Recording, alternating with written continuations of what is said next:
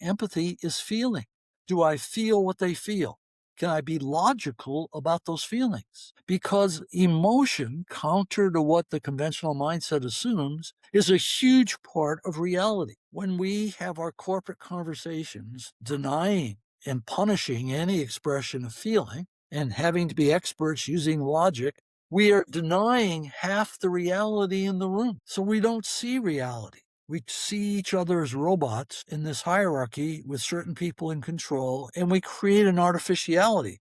We create decisions. We leave the room. The people go to the water cooler and say, that was dumb. They're rolling their eyes, right? They're not going to cooperate. They're not going to support the decision that was made in the room. It requires too much work, and they're not willing to do that work. Right? This happens every minute of every day in a corporation. Everybody knows it, and everybody pretends it's not real. Welcome to Return on Empathy, a podcast brought to you by the Empathy Collective, a consulting firm that helps business leaders inspire change, one conversation at a time.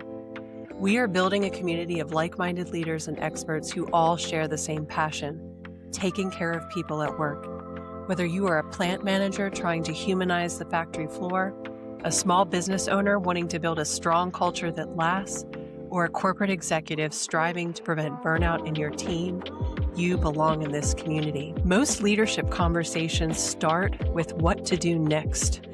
This one starts somewhere quieter and much harder to reach. In a world that rewards speed, certainty, and solutions, we rarely pause to ask what leadership is doing to us, to our sense of self, our humanity, or our capacity for empathy. In the conversation I had last year with Robert E. Quinn, best-selling leadership author and professor emeritus at the University of Michigan Ross School of Business, he talked about leaders needing to find the center of their soul. That phrase raises uncomfortable questions. So I invited Bob Quinn to come back onto this podcast for a special leadership series called Leadership After the Breaking Point: What Crisis Reveals and What to Do Next. We're doing this series so we can force ourselves to ask those uncomfortable questions. What happens when leadership pulls away from that center? What does it cost us to stay in equilibrium, doing what's expected, rewarded, and familiar, even when it no longer feels true? Decades ago, a controversial Harvard Business Review article authored by Abraham Zalesnik described the idea of the twice-born leader, suggesting that real leadership often requires a kind of rebirth, shaped by loss, rupture, or deep inner struggle. And if that's true, then the pandemic should have changed us. And it did change us. And yet, in so many ways, we seem to be drifting back toward conventional leadership, less human, more isolated, more reactive, more focused on short-term survival than collective meaning. In this conversation, Bob and I explore what it really means to lead from the center of the soul, why regression after crisis is so seductive, and what empathy for individuals and the collective asks of leaders now. This is the first episode in this special 3-part series on deep change, collective empathy, and the future of leadership. And it begins with a question many leaders avoid: who am I? This is Return on Empathy. Welcome to the show, Bob. Wow, it is so awesome to have you here. I can't even explain. So a lot of firsts happening today. You're the first guest to come back on the show a second time. And what better person to do that than yourself? I'm more than happy to have you on a second time after an inspiring conversation that we had almost a year ago. And the other first is we're doing an exclusive leadership series. So this is the first of a 3-part series. I have not done this yet on my podcast, so you're once again a guinea pig and doing something with me. So congratulations. You know, we put together this series of conversations in a very timely period in society right now, where there's a lot of fear-driven leadership happening. We have AI being used as a guise for mass layoffs. It's just I feel a lot of tension happening in workplaces right now. Leaders are feeling a lot of anxiety. So I think this is a really timely and important topic for us to discuss. And given your decades of experience studying this, I think you'll bring some really unique insights to the table. So, I'd love to start by talking about something a little deep, which is, as you call it, finding the center of your soul.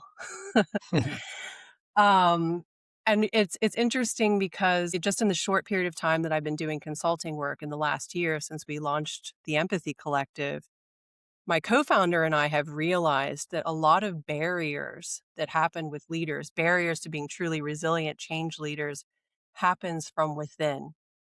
So the inner parts that may be sitting with us since we are a child and we're not aware of it, but we carry that with us into adulthood and then into the workplace as leaders.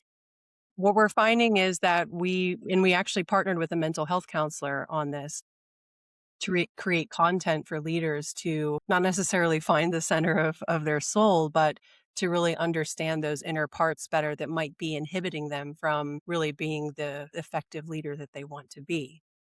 So that's just to give you some context around what I'm seeing in leaders in workplaces right now. I'd love to know, did you go through a journey of finding the center of your soul, Bob? And what did that journey look like? And why was it important for you? And why should leaders even consider looking inward? Wow. You really start out with a okay. Um, the answer to that question is yes. The story is I'll try to do an abbreviated form, but I came from a third generation immigrant tradition. We were in a poor neighborhood growing up. I always felt like I was never in the center and always on the edge, that I never quite fully belonged as a in elementary or junior high or high school, and had all the feelings that all kids have in those years in terms of trying to figure out who you are. I often felt broken, isolated. I often knew I didn't belong with the in kids that were there. I got along with them, I interacted with them, but there was that sense of separateness and isolation and so on. When I got to the end of my teenage years, I went through a religious conversion, and then I served for 2 years as a missionary in the Church of Jesus Christ of Latter-day Saints. And in that process, at first, I was stretched as far as I could be stretched. When you go out there and you get rejected all day long, every day, it just pulverizes the ego. And you have to decide, do I keep doing this or do I run away from it? And I went through the first dark night of the soul, and that was the decision to stay in the challenge, to not run away, and to commit my time to go out there and do that painful work every day. And then I went through another cycle where I got the impression to go and buy a notebook. I didn't even know why, but I did it. And then I got the impression, write down your reflection of every interaction today and ask this question, was it effective or ineffective? And then write down the principle that comes from that. So every night I started that discipline, and it was astounding. I was now doing something that most people don't do, and that is I was consciously learning from experience. The people who write in that area talk about how many people have a life of experiences, but they never learn from them. They just keep doing what they did yesterday over and over again. They don't look closely at the patterns they're living and what their purpose is. Well, I would write these principles, and every week I would shrink the list back down. And I didn't know it at the time. I didn't have the language, but I was developing a grounded theory of practice, actually, of human influence. I was consciously going into situations, trying to be better than I was yesterday, and doing it through this process of self-reflection, act and reflect. In a matter of probably 3 months, I had astronomical progress. I had a deep understanding of interaction and influence. And it was very, very powerful, but I still didn't reach the level of effectiveness I was looking for. I then had another spiritual experience of learning to surrender my ego and to operate at a level beyond ego. Now, the moment I did that, everything I learned about influence crystallized at a higher level. I became much more selfless, if you will, in those interactions. I was there to serve others, to build others. At the moment that happened, the people in the outside world suddenly changed. Suddenly they were open to me. They were attracted to me. They were willing to talk to me. They wanted to talk to me. That was a night and day, 180-degree change. And I realized that how the world responded to me depended on the condition I was in. If I was in an ego-driven state, they would react to me one way. If I transcended ego and I was a contributor, they responded to me differently. So now all the things that you're so interested in, empathy, connection, authenticity, sharing, all that becomes possible in a relationship where you trust me and respect me because I trust and respect you. And at that moment, my influence skyrocketed, right? I was having positive impact on other people. I was inspiring people to make change in their lives. Now, for almost a year of intense work, I tried that and failed constantly. But after that shift, all of a sudden I was successful. The change was not in the people, the change was within me. After that experience, I returned to college and I had to figure out what am I going to do with my life? And I really wrestled hard. And finally, I had an epiphany. An epiphany was major in change. I was so excited because this was the answer. Now, there's only one small problem. There was no major in change. Now, that in effect put me in a Buddhist cone. An impossible situation. What's the sound of one hand clapping? How can you major in change when there is no major in change? I then had to start from scratch and rethink everything. What is an education? What is a university? Who am I? And I began to formulate new rules. The first rule was I will never again take a class. I will only take professors. I would only go to classes with first-rate teachers. I couldn't spend time in mediocre classes, which is the average class in a university. Number two, I would consume any information I could get about change. If there was a book on change, I'd buy it and read it. If there was a lecture on campus on change in any form or fashion, I'd go. I'd never been to a public lecture or read a book I didn't have to read. My whole life was changing as I did this. Now, when I finished, I graduated with a degree that said sociology on it. But in fact, I had a degree in change. Now, when I finished undergraduate, the field of organization development was just being born. It was a no-brainer. So in graduate school, I went there. So in the next few years, I studied change. I wrote about change. I did research on change. I consulted on change.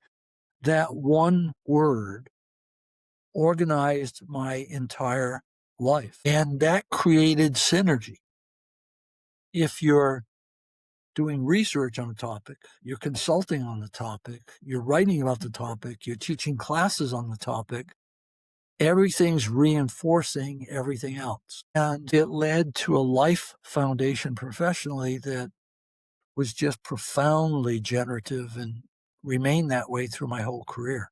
That story represents the first case of being reborn. I believe that we don't have one rebirth, we have lots of rebirths as we make our journey through life, and they're really important. I mean, there's so much to reflect what you just said. What an incredible journey. I'm wondering for leaders who are listening to this story and thinking, "Wow, that's incredible," because that's what I'm thinking right now. How proactive you were to just hit the reset button multiple times and say, "Okay, I need to let go of ego. Now I need to study change. So I'm going to make that happen. And you were very deliberate about how that was going to look with your sociology major. Not everyone has that insight or that drive. What How do you acquire that? I mean, it seems like the rebirths, I mean, you talk about rebirth, but like it's this natural thing that just happens throughout your lifetime. And, it's just happens. But I feel like some people are like, "Oh my gosh, I don't even know if I've had a rebirth yet," or how if you're not Bob Quinn, how do you go through that process of finding the center of your soul and having these rebirths that constantly make you a better person? So much to be said about that question. First of all, the question itself is so very important. It's so understandable. I would have that same question if I was listening to someone else, and you just asked it again. Now, it represents something very important. Kim Cameron and I just spent the last 25 years circling the globe, speaking to executives across the world. We teach them for a week the principles of the science, positive organization scholarship. They listen to it, they love it, and then they ask you your question. Well, actually, it happens differently. On Friday, I say, okay, you've learned all these wonderful things. What are you going to go home and do? Now, they don't do this or this, they do this. That is, they're terrified. And I'm saying, okay, all we ask you is do this one little thing. And they're terrified. How can a well paid, highly educated executive be terrified of making a small change in the organization? How could that be? Well, the truth is, they are terrified. If they go home and say, hey, let's create a gratitude wall, they know exactly what's going to happen. Two people at the end of the table are going to roll their eyes. And that is worse than death. That's called negative peer pressure. And everybody in an organization is an expert at exerting negative peer pressure. And when you get that negative peer pressure, you feel fear, whether you admit it or not, because now that's the first step in marginalizing you. And marginalization becomes professional death, and you're afraid of dying. So most executives are not leaders. Most executives are managers. They're trying to maintain the status quo. They're trying to have the least amount of ripples possible because they already have too many ripples. These are things we don't admit or talk about. But all of this is going on. And so that question, I'm not Bob Quinn. How could I possibly, do that? Is the most normal question in the world. Everybody asks it whenever we get exposed to transformational thinking or excellence, because we put a distance between ourselves and whatever story or research or whatever it is we're being exposed to that's calling us to become more than we are, because that's really a frightening thing. Now, one of the answers to that is you already have. You've already been excellent. If you're 30 years old, you've already had this experience. Let's stop looking at your deficits, your shame, your sins, all the things we're trying to hide. Let's look at our best self. Let's look at our life experiences. Let me give you two very simple ones that might spark some thoughts in our listeners. I'm in the fourth grade. In the fourth grade, in fact, in all of elementary school, there was this pattern. In every class, we had tables, an A table, a B table, C table, a D table, and an E table. If you were an A reader, you sat at the A table. If you were a C reader, you sat at the C table. Now, the interesting thing was, if you got a C in reading, you also tended to get a C in math, in history. It didn't matter. Everything was a C or an A.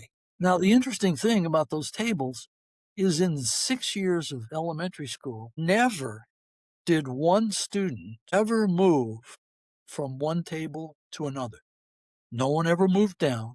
No one ever moved up. No one ever left those groups. Now, the question is, what are the teachers doing? What is the goal? What is the purpose of the teacher? Well, they would tell us if we'd asked them, went back in a time machine, They'd say, "Oh, I'm here to educate the children." Well, how are you doing? Really well, I'm a good teacher. Then how come no student ever progresses? Now, that would be a very upsetting question to some poor teacher who is living back there in that world. Now, in the fourth grade, I was sitting at the C table, living my C life, when one day the teacher turned to this little girl and started screaming at her. She turned back, she looked at me, she said, "You've been doing better lately. You come to the B table. She's going to take your seat in the C table." Now the whole world froze. This was an earthquake in that class. No one could conceive of such a thing. Now it took me 10 seconds to clear my desk and get into her desk, but I had to help her because she was paralyzed. She was traumatized. Now here's the interesting thing. From that moment on, I started getting B's in reading, history, math, in every subject. I was suddenly a B student. And because every year they put you at the same table, I stayed at the B table the year after the year. When I got to junior high school, they put me in the B track. And then the teachers were talking to us about going to college. In my family, no one had ever been to college. We didn't know how to think about college, right? But now the system's saying you're going to be a college student. That moment in the fourth grade changed my life, the life of my children, my grandchildren. It had a profound impact on my life. I was only in the fourth grade. I didn't have a big vocabulary, but if I had, I would have said something like this, because this is what I learned without the words. The system is determining my life to a very great degree. I no longer trust the system. Now, I didn't have words to say that, but that's the belief, that the new belief that I had, because it was clear to me suddenly that school was determining me in a way that was outside any consciousness that I had. And I just accepted what the culture was doing to me. Now, every leader, every executive, that's what's happening to them on the job in the hierarchy. They learn to fear the eye rollers. They don't even know they're fearing them, right? But they have 100 good ideas at their desk. They throw 95 ideas out into the garbage can because they know if they take it into the meeting, they have to deal with the eye rollers. Now, the question is, who's running the company? Well, the eye rollers are running the company. Now, what that means is the culture's functioning to maintain the status quo, therefore mediocrity. Everything works against excellence. Now, tying all this together, all of us have had experiences in the fourth grade or fifth grade or sixth grade. Everyone's experience is unique and different. But those experiences have taught us something we may or may not have paid attention to. I go to the sixth grade, it's the first day of school. The teacher says, "Hey, Ray, you have to go to a different school." Now, Ray is the boy in the class that is the best athlete, the cutest guy, the most popular guy. And in our class, we had cheerleaders. Now, these cheerleaders, they were cute, and they all loved Ray. Now, as Ray went out the door, I had this thought. The thought was, if they all loved Ray because he's the best basketball player, if I became the best basketball player, they would love me. So that day at 3:30, I showed up at this lopsided basketball hoop with a lopsided basketball, and I shot until it was too dark to see. And I went back the next day and the next day and the next day. Now, my qualifications were I was uncoordinated, I couldn't jump, and I was slow. That is, I had no qualifications. When the season started in the sixth grade, for the first time in my life, I was on the starting team. When we started playing the first game, I was the high scorer. I became the star of the basketball team. And here's what happened. The cheerleaders didn't even notice. I mean, got no more attention than I did before. So it was a failure. On the other hand, something totally different happened. That is, for the first time in my life, I determined to do something hard. I went out and I exerted all that energy and a miracle happened. I changed for the better. I became the best basketball player. Now, this was absolutely incredible to me. So my ego goal, impress the cheerleaders, was a failure. But something far more significant happened because of it. I discovered purpose. I discovered commitment, fanatic pursuit of something. Now, when I had that experience as a missionary, facing those hard times, I thought I was doing it all by myself. I'd actually had a whole history behind me in the fourth grade, the sixth grade, right? When you think deeply about your life is full of stories like that. Often, very, very often, they're the dark night of the soul stories, the stories you don't want anybody to know because you feel ashamed of them, because you were pressed to your beyond your capacity. And yet those stories contain your best self. You were pushed to your limit. You've even failed, but you got up and you kept moving forward and you revealed your best self. I have people tell those stories in executive settings all the time. It transforms the group and the individuals.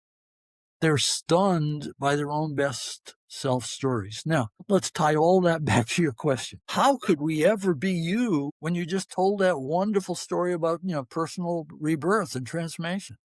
Well, the answer is you are me. You need to stop focusing on the deficit and look at the excellence that's already in you. You have to look at your own superpowers and strengths. And they're there, right? They're really critical. Now, let's just finish that by going back to that fourth grade. This is a thought that haunts my life. What about the little girl who got moved from the B group to the C group? It brings me pain to think that thought and what the system did to her. Yeah. Yeah. I mean, it's incredible that how you're describing how you basically went against the system, wrote your own story, became the star basketball player, but then you had this other example of how you were moved from one table to another, and that completely changed the trajectory of your life. So in the way the system carried you along that path without you realizing it. I'd love to know, because I know we talked about Abraham Zalesnik in our last conversation that we had a year ago. That article was published in Harvard Business Review, what, in the late 70s, was it? 1977. Yeah, so a while ago. So at the time, I mean, I still feel like it's a controversial topic, even if it was published today. But at the time, it was incredibly controversial. His thought about the twice-born leader and exactly what you're saying about how you need these rebirths that you were describing, in order to truly lead rather than just manage and just navigate the conventional system that you're describing. Do you believe that this deep leadership transformation that you described with your own path, does it always involve that journey of loss, rupture, suffering? And I'll give you another example too, because that's really fresh in my mind. I interviewed Mark Crowley, who is a best-selling leadership author of Lead from the Heart, and most recently, the Power of Employee Well-being. His journey, it describes the rebirth in such a perfect fashion. So he grew up in a household with a very distant, uncaring father. And so he basically he just suffered his entire childhood because his father did not care. And as soon as he went off to college, his dad literally just kicked him out of the house. He was like, "All right, you're 18 years old, get out of here. Like, I'm not helping you pay for your tuition. I'm not doing anything. Just get out." So he had to figure out what to do and how to move on with his life, but he got through it. And he went through that rebirth, and he discovered himself and his path, and he moved into the financial sector, and he became a leader, and he decided from that day forward, he was going to be the leader his father never was for him. He was gonna be the caring leader. It's almost like he wanted to do this experiment. What if I cared for people I led? What would happen? What would be the result? And so in the end, he kept moving up the chain. He got promoted because he was one of the most effective leaders across all the branches in the bank because he cared for his people. exactly what he didn't experience as a child. So to me, like, his story is like the perfect example of the rebirth experience, and therefore became an incredibly effective leader and is now a thought leader on the topic. Does every leader need to go through some similar Yes. experience like yours, like Mark's, to really Yeah. lead people effectively through change? You have a talent for asking questions that are just so extensive in terms of responding. But Mark's story is the classic story. And when he says he goes into this, we find people in this realm and the best leaders look like that. It's true in every realm. If you take 1,000 school teachers and take the very best out of the 1,000, he or she looks very different than the other school teachers, the ones in the middle. If you take the executives in a financial institution like Mark, Mark looks very different than the average manager in that financial institution, dramatically different. But there's a pattern here. Looks rare, right? There's one Mark in 1,000, one great teacher in 1,000. But we have thousands of thousands. That is, these people occur all the time. We read about them. They're everywhere, and they have evolved into a higher level of functioning and contribution, and they are exerting influence where other people grow. Now, what the research basically says is you get there through crisis, or you get there through purpose. Usually, the purpose-driven people started with crisis. Not always the case, but often. You have a cold father who throws you out of the house. That's a crisis. In crisis or trauma, we have to ask the question, who am I? What is the essential me? What is it that I deeply, deeply value? Because right now, I don't know what to do next. There's no information in my memory, nor is there any logical capacity to get me through this dark night of the soul. This is total uncertainty. Now, we have these experiences personally all the time. We also have them organizationally. When the pandemic hits the organization's in exactly the same set. So we have crisis. And the crisis means I don't know the answer. I can't rely on expertise. That means I have to walk naked into the land of uncertainty. I have to be totally vulnerable, and I have to learn by faith as I move forward in the uncertainty. Now, several things happen. One, I pay close attention to every bit of feedback. I act, and then I watch for every bit of feedback because my life depends on it. I don't know what I'm doing, right? And my learning, because my attention's so high, my learning accelerates. I keep having successes and failures, and they both serve me very well because I have a purpose, usually survival in the crisis. The failures and the successes are beginning to crystallize, and then bam, I make some kind of breakthrough. When I make the breakthrough, it is exhilarating. Some people have the breakthrough. They think that was wonderful. And after a few days, they move on in their next routine. They never stop and reflect on what happened to them. Other people say, that was so incredible. What happened to me? What happened to the team, to the organization? It was so far outside the norm. Let me think about that. Let me analyze that. Now, if I do that, I'm asking the question that changes everything. Most people in this life cannot ask the question that changes everything. Here's the question. If crisis produces excellence without leadership, can leadership create excellence without crisis? This is the question that changes everything. An ordinary manager living in a reactive state will never ask that question. They can't access the question. Someone who's been through the crisis and sees the learning process, the rebirth, and the excellence can ask that question.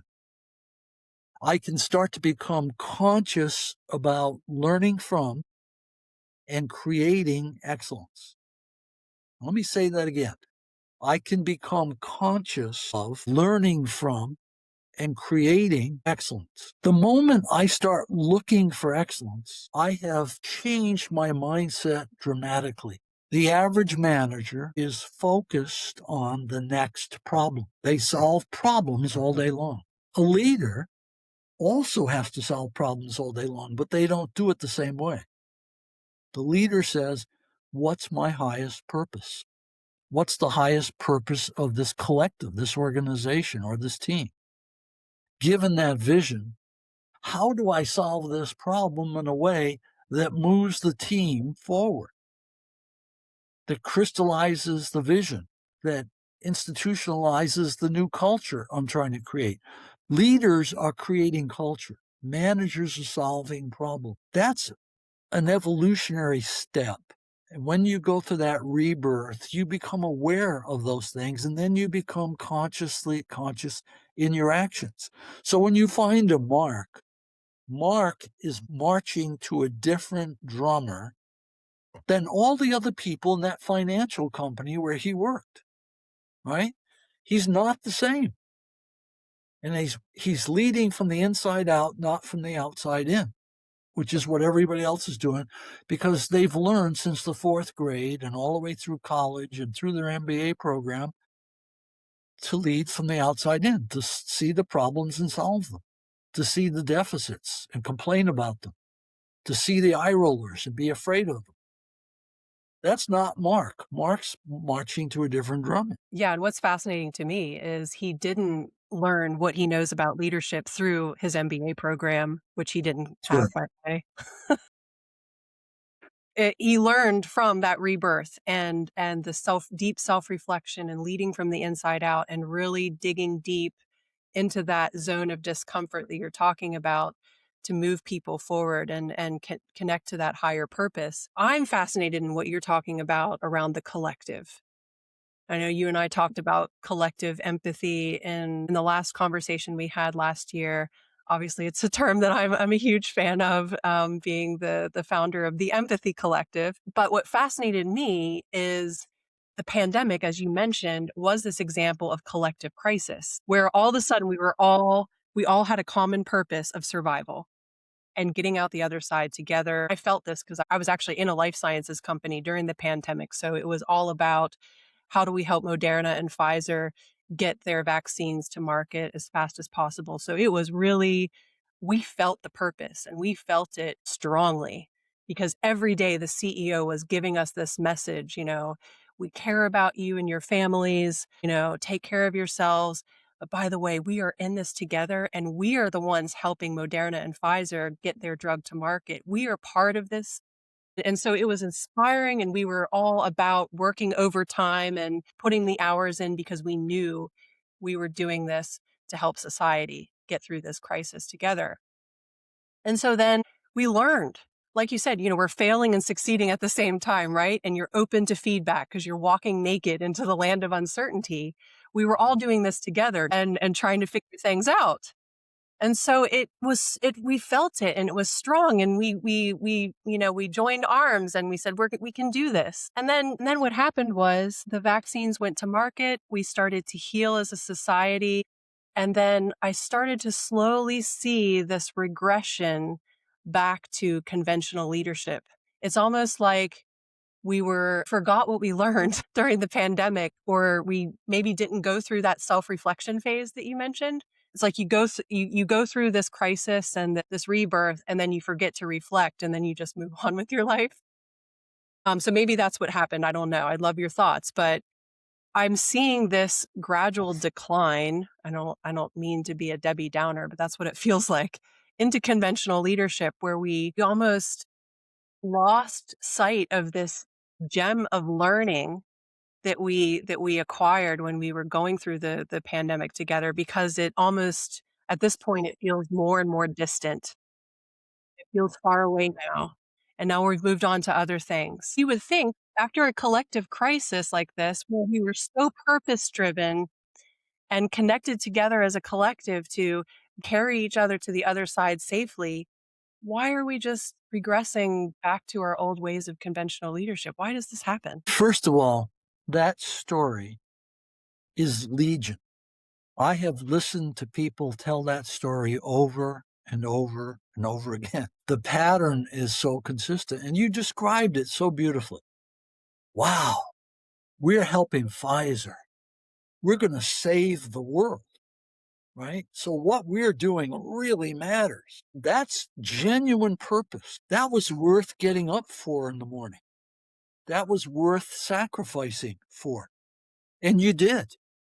And when you did that, you become bonded in relationships of genuine empathy.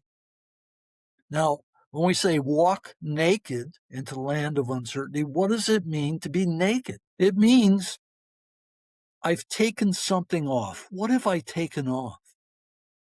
Well, in my conventional days before the pandemic, I went to work with my ego.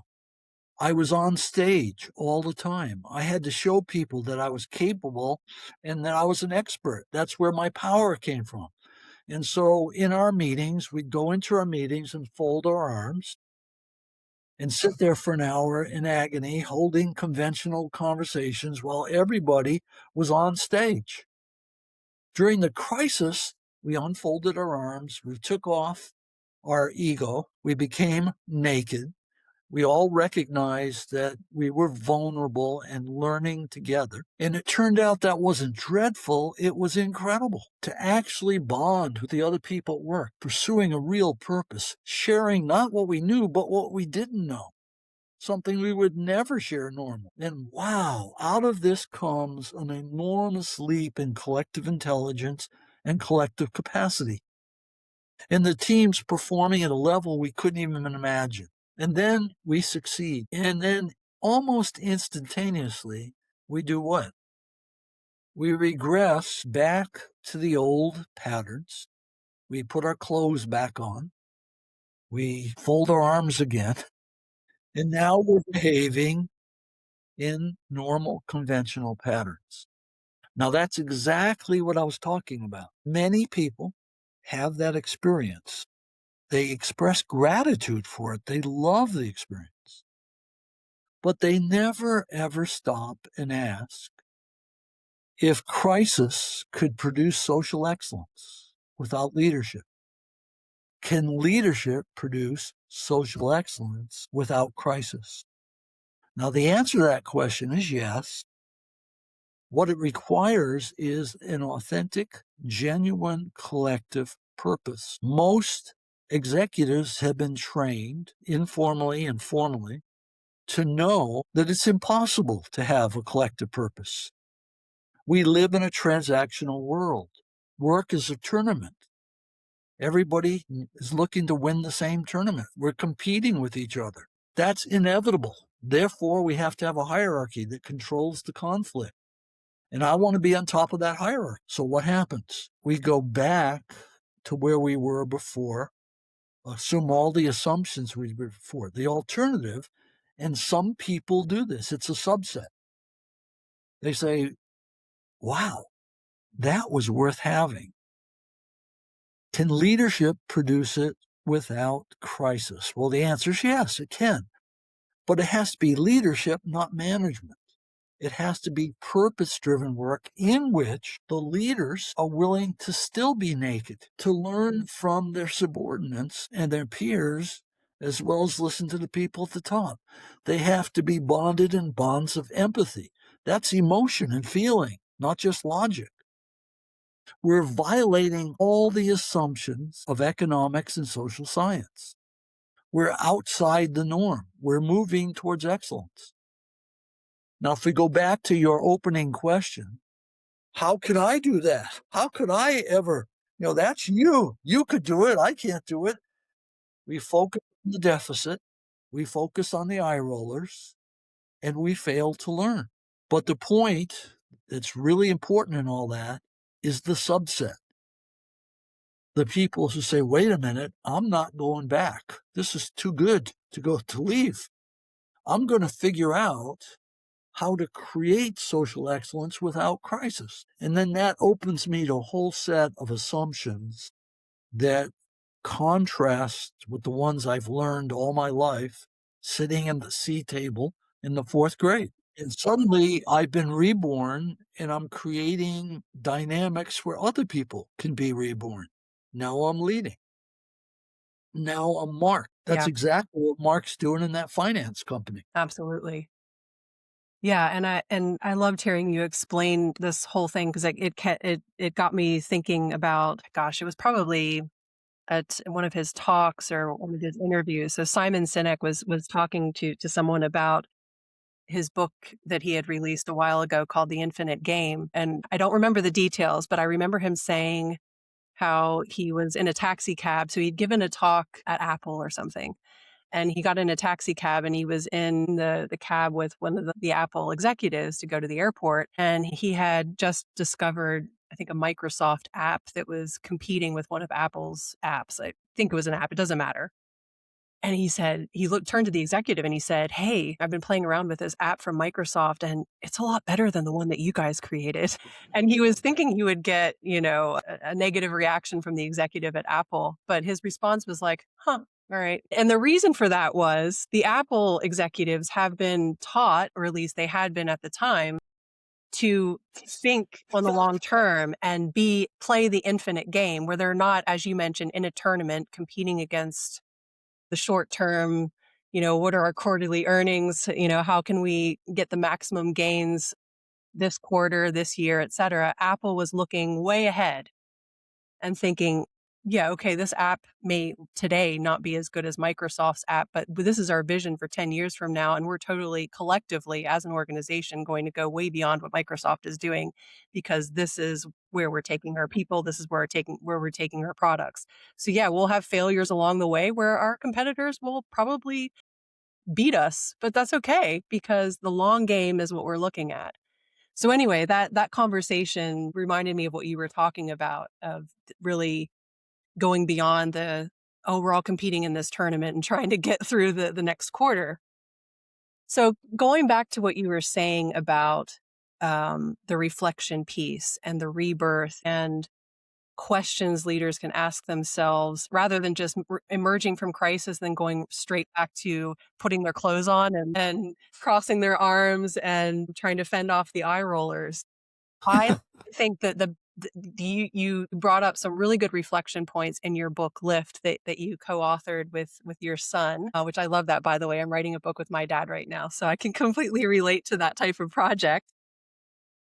But in Lift, I feel like you give leaders some really good tools on how to not emerge from a really amazing learning experience and just revert straight back to the conventional leaders. And so you encourage leaders to answer 4 questions. The first is, what results do I want to create? The second is, am I internally directed? The third is, am I other focused? And the fourth is, am I externally open? So I'd love for you to elaborate on how you came up with those 4 questions and how can leaders use these questions to avoid that exact regression we just discussed. Yeah, there's so much there. Let's look at the function of the 4 questions. The first one, what result do I want to create? People say to me, oh, don't be silly. I work at this very busy company. I ask this question all the time. And the response to that is, well, that's probably not true. The question you ask yourself all the time is, how do I get what I want? When the direct report comes in with this pressing problem, the problem's a source of dread, a source of threat, of change. What you want is to get rid of the problem as quickly as possible. When I go to the doctor and get their allocated 15 minutes period, I often have the feeling that they're just giving me the first answer they think of because they got another problem in the next 15 minutes, right? I'm being treated as a problem. So we live our life like that. It's a reactive life. That's what managers are doing. When a manager's problem solving, what is it they're doing? They're trying to restore equilibrium, return to the past, right? It's a reactive mindset. The moment I ask and answer the question, what result do I want to create? I create intention, a tension inside me between what exists and what I want to exist. I've just moved my mind from the being anchored in the past and therefore constrained by the past to the future I want to create. The Apple story you just told basically is implying they're looking at a future they're creating. So they don't respond to the problem that the app's not as good as the other app. That's just a short-term blip in reality. And so the answering this question changes everything. Now, the 4 questions are not meant for some unique time. The 4 questions are meant for all day long. Every time any disruption comes, any problem emerges, the first question is, what result do I want to create? Now, people always give bad answers to that question. They almost never know what result they want to create. They say, I want the problem to go away. Those are not results. Can you talk about the example in the book that you gave of when you approached academics at the University of Michigan about a course that you were creating? I think that's a great example. Sorry to interrupt you, but I had Yeah, that we're you have professors. Professors must be creative individuals. Who well, you said if you've ever been to a university faculty meeting, it could shatter your idealism about that issue. Basically, professors are cats. They operate individually, and they are counter-authoritarian, and et cetera, et cetera. So you put them in a room and you say, okay, let's design a new EMBA program. So we got a blank slate. You can design. So they begin to design the program. I'm sitting there listening for a long time, and I'm going to get to that question, but I know if I ask it directly, they're not going to have an answer. So in the middle of one of the conversations, they say, well, when we do the grading system, and I simply ask, grades? Why are you going to have grades in the new program? And they all look at me disgusted, and someone carefully explains to me what grades are. And I thank them. 5 minutes later, they're talking about books. And I say, books? Why are you going to have books? And now someone's really frustrated, and they say, because we'd overwhelm document processing. I'm irritating them more and more as we go along. And then finally I say, what result do we want to create? Now, in all of their conversations, there's an assumed answer to that. We're going to replicate everything we know about the past. So naturally, grades are going to be a part of it. Naturally, books are going to be a part of it. That is, large amounts of traditional structure and assumptions are being built into it in the very conversation. Now, a magical thing happened in the middle of that meeting. One of the most resistant persons all of a sudden started talking in a very visionary, very unusual way that was quite inspiring. This was not a person who would normally do that. And then another person jumped in, and another person jumped in.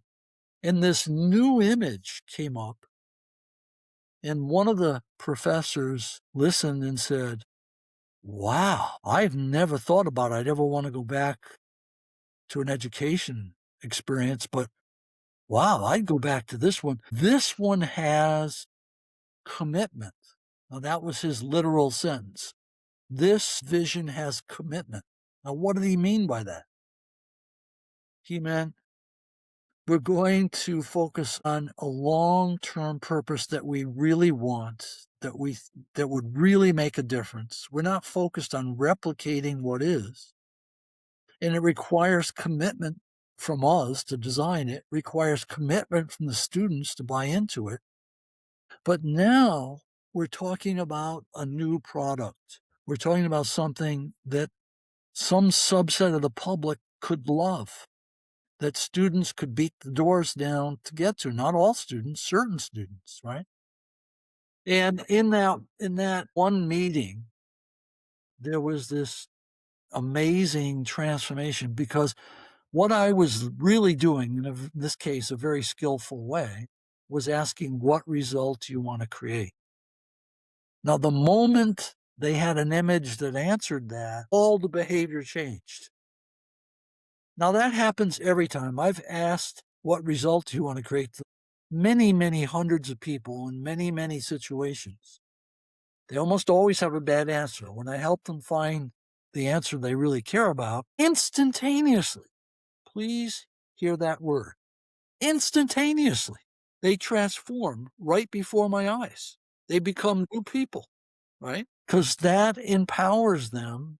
They can see a vision and they can see a path, and it empowers them instantaneously. They're excited. They're full of energy.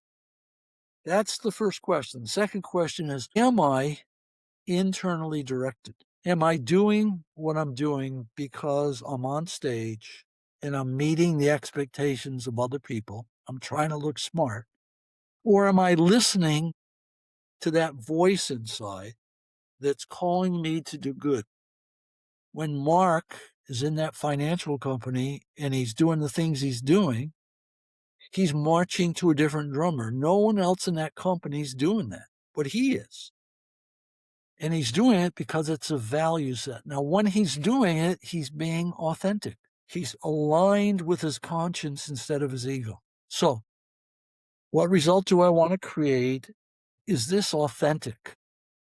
Is this the deepest me, the realest me, the best me? And the third question is, am I other focused? Now, what that means is there are other people in the equation. Do I understand their deepest needs and interests?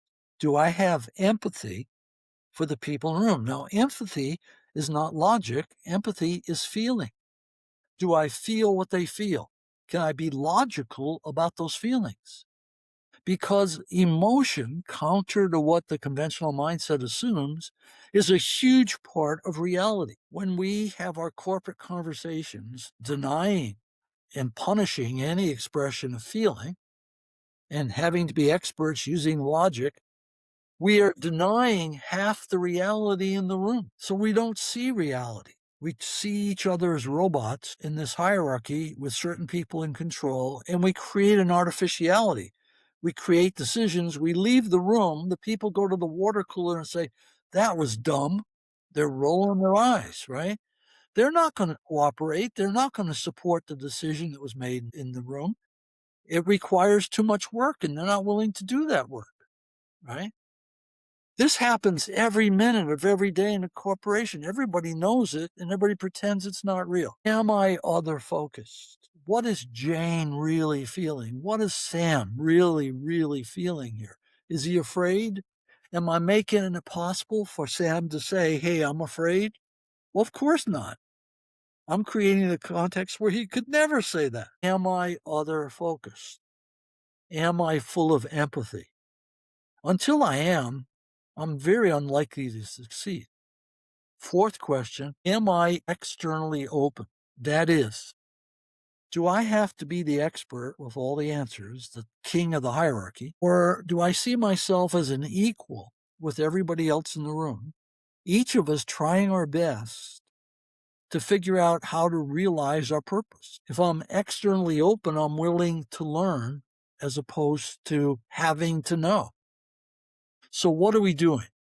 We're moving from ego we're moving from being reactive to being proactive in terms of what results we're going to create. I'm moving from hypocrisy to integrity in terms of, am I internally directed? I'm moving from logic to empathy in terms of, am I other focused? I'm moving from being closed to being open. So I'm moving towards purpose, integrity, empathy, and humility. When I'm full of purpose and empathy and humility and integrity, you and I have a very different conversation than the one we have when I'm the boss, right? So we're creating sacred space, a space in which everybody can change. I mean, it all makes sense to me, and I love these 4 questions so much.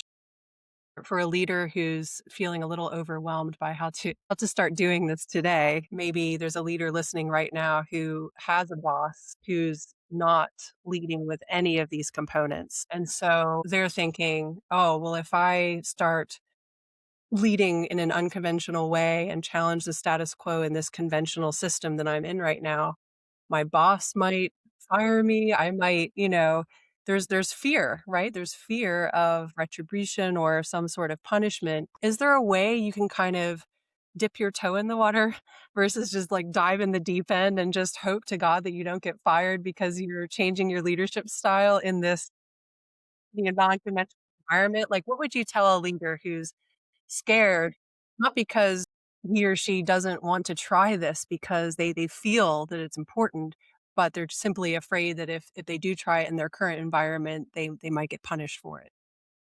Okay, now we've gone full circle.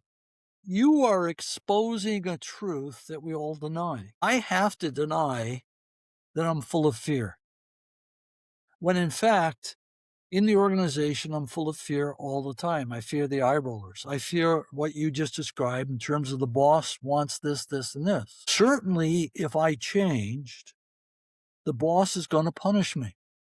This is a ubiquitous fear. Everybody carries it. 55 to 60% of the time in professional life, we're in fear. Every time there's a disruption, if the boss raises his eyebrow, that's a disruption. That puts me into fear. My body is processing the emotion.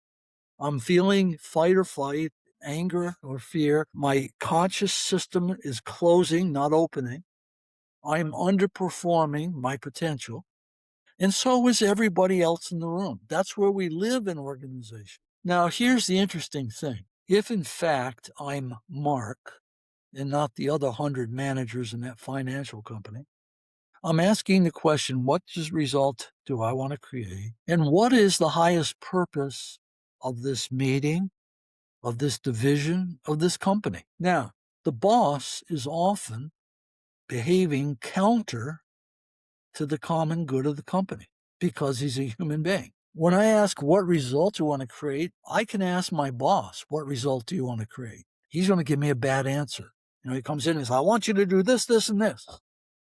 And so I say, what result do you want to create? He says, just do it. I say, no. What result do you want to create? What is the good you're trying to do here? What's the positive impact you want to have? I want that problem solved. No, that's a problem solution. What are we trying to do here? Are you trying to create a great culture? What's your purpose? I want to help you do what you want to do. So tell me what result you want to create. Now, I've got to do that with empathy, with humility, right? But I can do that with empathy and be very tough, right? I've done this with bosses, my bosses, right? Where I just put them through a ringer. What results you want to create? Is that what you really, are you internally directed? Is it what you really want? Is this you? And again, you have to do it with some empathy, with skill, right? But I take them through those 4 questions. No one ever likes it. But when they suddenly answer the questions, they love it. They go from not liking it to loving it, right? I could tell you a number of stories where I've changed my boss. And they said, we're going to do this. I don't tell them no. I ask them 4 questions and they say, oh, we better do this. You're helping your boss. You're helping the people who report to you. Most of all, you're helping yourself. You're creating a self you can love. Now, all of management theory, implicit management theory says this is not possible. But every time you turn around, there's a Mark, right? 1 in 100 who's doing this. If we took all of Mark's stories, I don't even know who Mark is, right? But I know all about Mark. And if we took all of his stories, they would all fit this framework, right? And so basically the 4 questions are a shorthand for what we call in science self-regulation.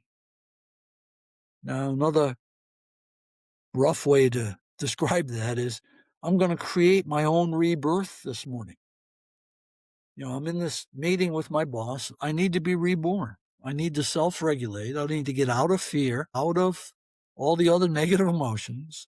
I need to be focused on a purpose. I need to have integrity, empathy, and humility so that I can move forward, making everybody better, including my boss.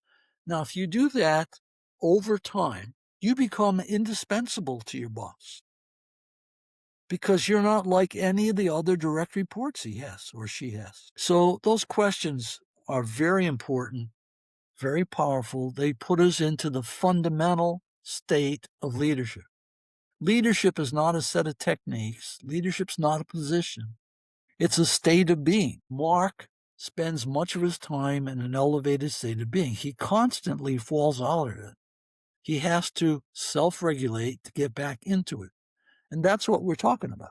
I love that. And I think it's such a great takeaway to, finish the conversation and get leaders thinking about how they can bring this back to the workplace right away. At the beginning of the conversation, we were talking about these big crisis moments and life trauma. But what you're saying is that there are just these tiny micro rebirths that happen throughout the day, throughout the week, that you can actually experience and self-regulate and learn from it and do this over and over. So you don't have to go through a major life trauma to improve and be a better leader. So that's reassuring, I think, for a lot of people listening, probably, who might be thinking, oh my gosh, I don't even know where to start here. What that triggers in me is, Barbara Fredrickson revolutionized psychology by introducing the broaden and build theory, which was about the function of positive emotions. And that was a huge contribution we can talk about another time. But she then wrote a book called Love 2.0. And it was based on a series of studies on love. She had to operationalize love. Now, the operationalization of love was, or the definition that required was, love happens in micro moments. It's not what Hollywood says love is. When you and I talk like this, and one of us injects positive emotion into the other through the words we say, the listening we do, we're now conveying love. And then love has a short-term and long-term developmental pattern. But love is what we do in micro moments. And it's when I give my positive energy to you or you give your positive energy to me. When we first came on this morning, I looked at your face. You were glowing. We said a few words. You filled me with positive energy. You filled me with love. When we're in an organization, leadership is filling my boss, my subordinates or direct reports, my peers with positive energy. That's what leadership is. That's very different than being in hierarchical control, being the smart person who knows all the answers and telling people what to do. I love the way you describe that. And I'm definitely going to look up Love 2.0 now. Add it to my ever-growing reading list. It just keeps expanding. Well, thank you so much for sharing those micro moments of love with me this morning, Bob. I can say with complete authenticity, I love you very much. And I'm so grateful for you and the fact that you just exist. So thank you for joining me for this first episode. And we talked a lot about the inner work and self-reflection. Next week, we will talk about the conventional leadership system. So we'll really dig into the system itself, and we'll go back to your fourth grade classroom and talk about how that system impacted you. But we'll see you again next week. Thank you so much. If you enjoyed this podcast and would like to hear more, please subscribe wherever you like to listen to podcasts.